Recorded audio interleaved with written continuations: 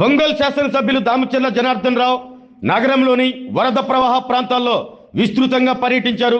Vada chairman Sheikh Riyaz, Ongole వ్యవసాయ market committee chairman Rachagarla వెంకట్రావుతో కలిసి నగరంలో పర్యటించారు. ముందుగా జవహర్ నవోదయ విద్యాలయాన్ని పరిశీలించిన ఎమ్మెల్యే అక్కడి నుండి బైపాస్ రోడ్లోని అటవీ శాఖ కార్యాలయం వద్ద ఆగారు.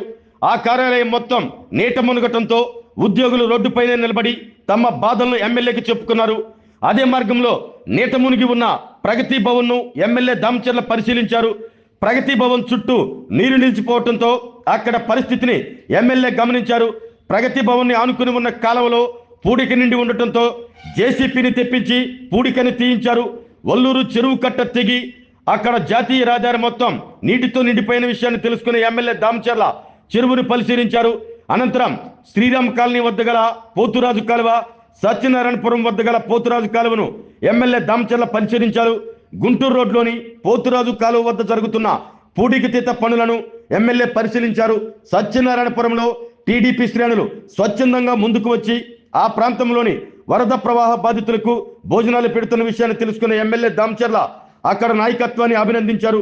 అంతేకాకుండా నిరాశ్రయులకు స్వయంగా ఎమ్మెల్యే దామచర్ల భోజనం వడ్డించారు.